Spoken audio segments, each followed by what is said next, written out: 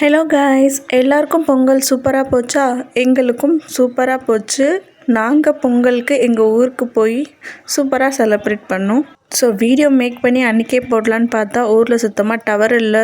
அதனால் அன்றைக்கி video edit பண்ணி அப்லோட் பண்ணவே முடியல. அதனால் இப்போது தான் பண்ண முடிஞ்சுது.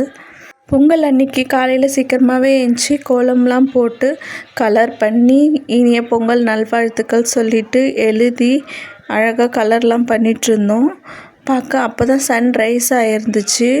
அப்புறமா பார்த்திங்கன்னா பனியும் அதிகமாக தான் இருந்துச்சு. எங்கள் வீடு கிட்ட ஒரு கால்வாய் இருக்குது. அங்கே ஓடை மாதிரி தண்ணி எப்பயுமே ஓடிட்டே இருக்கும். அதுதான் காமிச்சிருக்கேன்.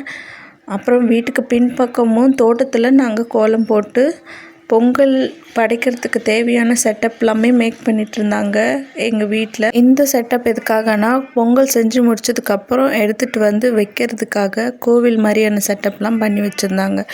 இப்போது நாங்கள் ஒவ்வொரு வருஷமும் எங்கே அடுப்பு திறப்போமோ அதே இடத்துல திருப்பியும் அடுப்பு திறந்தாச்சு பொங்கல் வைக்கிறதுக்காக. அப்புறம் கற்பூரமும் ஏற்றிட்டாங்க. இதுதான் களிமண்ணால் செய்து வச்ச அடுப்பு. ஃப்ரெஷ்ஷாக ஒரு வருஷமும் செய்வாங்க. அப்புறம் தேங்காய் நார்லாம் போட்டு கற்பூரம் வச்சு ஏற்றியாச்சு. இப்போது பொங்கல் பானையை எடுத்து இதுக்குள்ளார வைக்கணும்.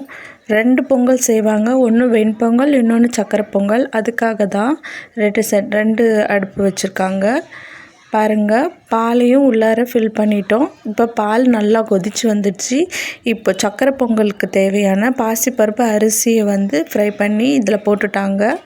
இப்போ பொங்கி வந்திருக்கு பாருங்க. பொங்கி வர்ற சமயத்தில் ஓப்பன் பண்ணி 3 டைம்ஸ் ஓப்பன் பண்ணி க்ளோஸ் பண்ணி பொங்கலோ பொங்கல் பொங்கலோ பொங்கல் பொங்கலோ பொங்கல் அப்படின்னு சொல்லுவாங்க. சக்கரை பொங்கல் சீக்கிரமாக பொங்கி வந்துடுச்சு. ஆனால் வெண்பொங்கல் கொஞ்சம் டைம் எடுத்து தான் பொங்கி வந்தது.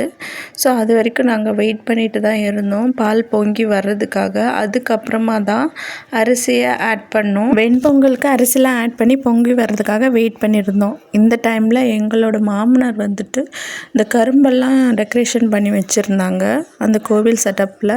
அப்புறம் வெண்பொங்கலும் ஒரு வழியாக பொங்கி வெந்துடுச்சு.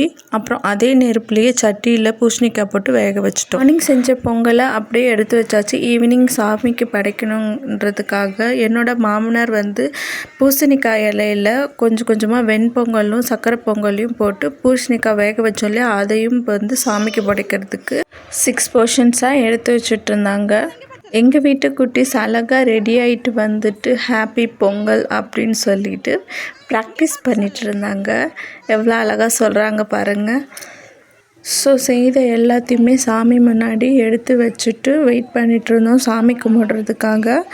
அது எல்லாத்தையுமே விளக்கு ஏற்றிட்டு கற்பூரம் ஏற்றிட்டு சாமியை சூரியனை பார்த்து நாங்கள் இதை படைச்சி நாங்கள் சாமி கும்பிடுவோம். ஸோ அதுக்காக தேங்காவை உடச்சிட்டு ஊதுபத்திலாம் ஏற்றி வச்சுட்டு விளக்கேற்றி வச்சுட்டு சாமி கும்பிட ரெடி ஆகிட்டோம். இவங்க என்னோடய சிஸ்டர்-இன்-லா. இவங்களுக்கு இது தலை பொங்கல். ஸோ அதனால் இவங்க அம்மா வீட்டுக்கு செலிப்ரேட் பண்ணுறாங்க. ஒரு பர்சன் கையில் தண்ணி, ஒருத்தவங்க கையில் முறம், அதுக்கப்புறம் கற்பூரத்தையும் ஏற்றிக்கிட்டு சாமி கும்பிட ரெடி ஆகிட்டோம். பயங்கர காற்றடிச்சிட்டு இருந்துச்சு. இவங்க என்னோடய சிஸ்டர். ஸோ சாமி கும்பிட்றதுக்கு எல்லோரும் சூரியனை நோக்கி நாங்கள் எடுத்து வச்சுருந்த 3த்தையுமே சூரியனை நோக்கி காமிச்சு சாமி கும்பிட்டோம். பொங்கலோ பொங்கல் அப்படின்னு சொல்லிட்டு 3 முறை காமிச்சு 3 முறையும் கீழே நமஸ்காரம் பண்ணி ஏஞ்சிருக்கணும். ஒருத்தவங்களாக சாமிக்கு கற்பூரம் காமிச்சு பூ போட்டு போகணும்.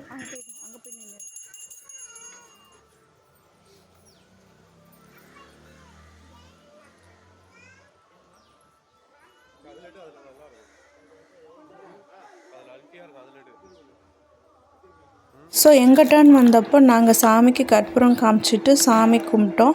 என்னன்னு தெரியல, இந்த செட்டப்லாம் பார்த்து என்னோடய டாட்டருக்கு பயம் வந்துடுச்சு போல இருக்குது.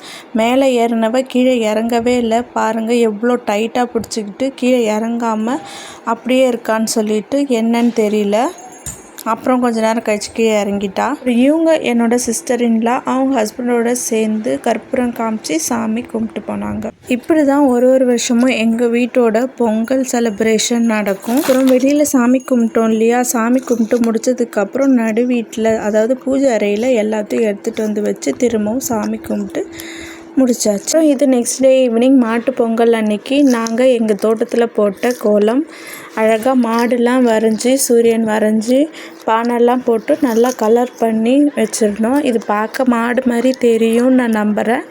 அப்புறம் எங்கள் வீட்டு குட்டீஸ் இந்த மாட்டு பொங்கல் அன்னைக்கு நைட் பயங்கரமாக இந்த கோலத்தெலாம் பார்த்து ஹாப்பி ஆகிட்டு டான்ஸ் ஆடிட்டு என்ஜாய் பண்ணிகிட்டு இருந்தாங்க.